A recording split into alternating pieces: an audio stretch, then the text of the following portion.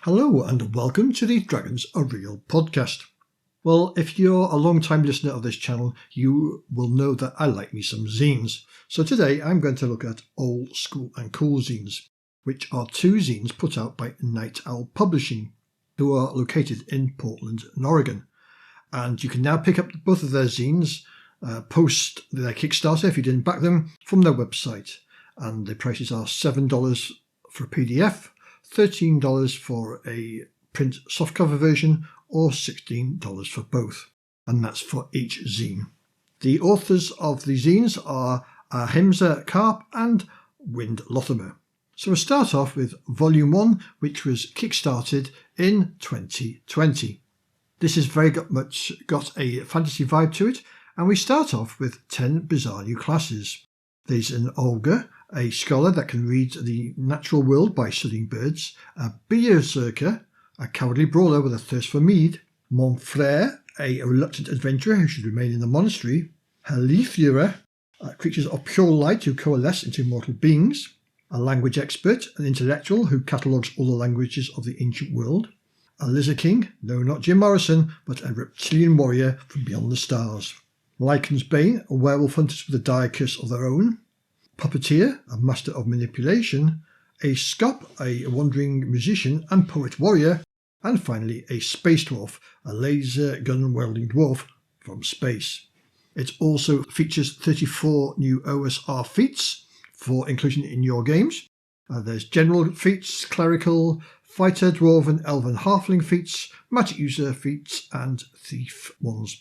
And in general, they look as if they've been ported across from 5e and converted to an OSR game. Next up is 9 new spells with an OSR version of the classic Find Familiar spell, some cleric spells to change divinity, and spells specifically for the dead. And I thought I'd give you an example of one of the new spells. It's Breath of Death. You save versus a breath weapon, you suffer damage and smell of death for a week. If you fail it twice, you take 1d4 hit points of damage and you spend 2 turns retching. On the third time you fail the save, the subject believes they are a zombie and acts for the caster, clawing at their opponents. Next up, we have got 4 in menus. So we've got menus here that you can use in your games. You can cut out of the book or print them out and hand them to your players. So the first menu is Elven menu, and you've got things like Lembas Baguette, Poudre Deer Butter, and Radish Greens.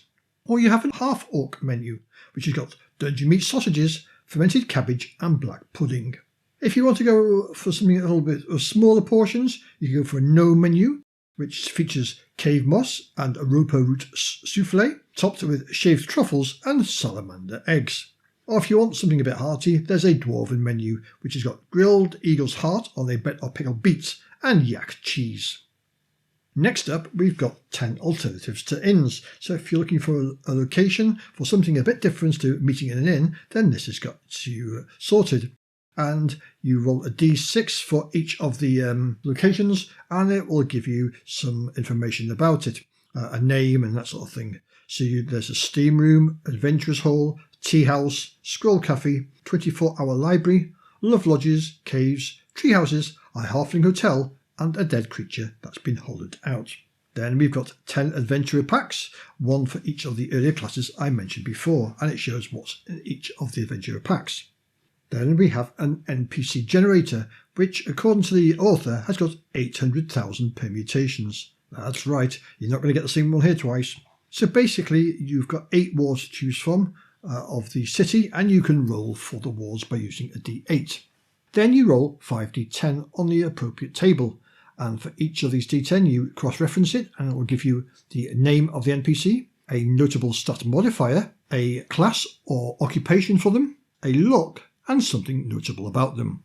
So if you're short of an NPC, a quick roll on this table and you can generate yourself some nice NPC or give you a base start before you tweak it to your heart's content. Up next is a Space Lich Adventure. This is a small asteroid that's been floating through space for 4,000 years and is ruled by a Dark Lich. How the party gets on there is up to the GM, but we've got a nice 6-page adventure. There's some clues here that you can cut out and hand to your players. The stats for the Lich and the Promethean, and 4 magic items that also tie into this adventure. And Volume 1 finishes off with 2 Dwarven poems. Next up was Volume 2, and this one was released in 2021, Zine Quest. And this is a laser-focused setting sourcebook style guide for future fun. And it says, think of it as Old School Essentials meets Riffs. Welcome to the Apocalypse. And like its Volume 1 publication, it's also 40 pages long. So it starts off as, what is the apocalypse? So you roll on the d6 table, and then it'll give you the cause of the apocalypse, and has some effect on the game. For example, it might add +1 to all mutant ability scores. Then there is 5 new character classes. There's a Borg C, Robots in Disguise, Human 2.0, Humanity brought to its full potential, Motorhead, this is your mechanic driver. If it moves, they can fix it, and they are exceptional drivers and pilots. There's a Mutants, the inevitable outcome of the apocalypse with a D20 mutations list, and finally Simian. Oh, that's right, mutant apes. So 5 good classes there for your future apocalypse games. Then over the coming pages, we've got some weapons and equipment, including armour, melee weapons, ranged weapons, standard equipment, and vehicle and robot equipment. So it's a nice list there to put into your games. Next up is Wasteland Vehicles, and here we've got rules for vehicle combat, including evasions and chases, driving manoeuvres, vehicle rollover tables, and some example vehicles. And we've got things like hover bikes, pickups, semis, jetpacks, and a spider mech. Next up is Psychic Duels. So with Psychic Duels, each side involved in a Psychic Duel decides, are they going to attack or defend? Both defend, the duel is over. If both attack, you roll initiative as you do normally. And if one attacks, then you resolve it as an attack and defense. Psychic attacks uses a D6 pull mechanic.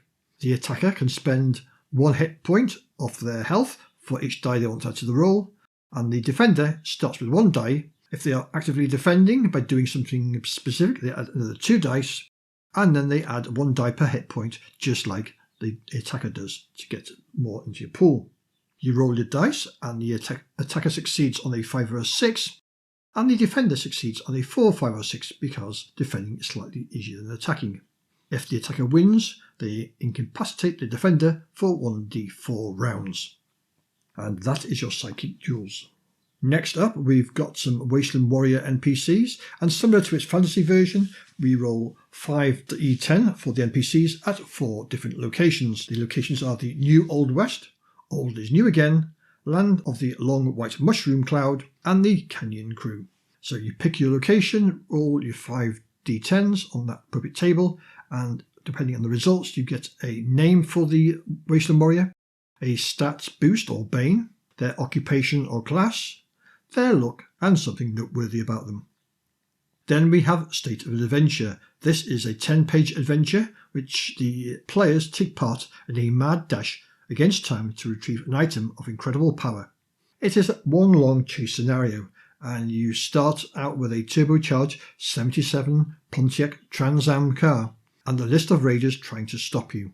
And at the end of Volume 2, we've got D100 items from the before times. So this is a list of mundane objects that you will find in our modern world, but which later turn up in your future world. And for example, you've got things like a Barbie doll or a mobile phone. So that is Volume 1 and Volume 2. They're very well put together, lots of information there, and you can easily shoehorn any of this stuff into one of your OSR games. I can highly recommend them both. Go and check them out, and if you're watching this on YouTube, you've had a nice look through the magazines. If you think it's something that appeals to you, then go and throw them a few bucks. For $7 each, you can't go wrong. So that's all for this episode. Thanks for listening, and I'll catch you all on the flip side. You've been listening to the Dragons Are Real podcast. For more information, check out the website at petejones.neocities.org. The blog is dragonsarerealpodcast.tumblr.com. We are also on YouTube, Facebook and other platforms. If you want to get in touch, you can send me a voicemail via the Anchor app at anchor.fm/dragonsarereal, or you can send me an email at dragonsarerealpodcast@pm.me.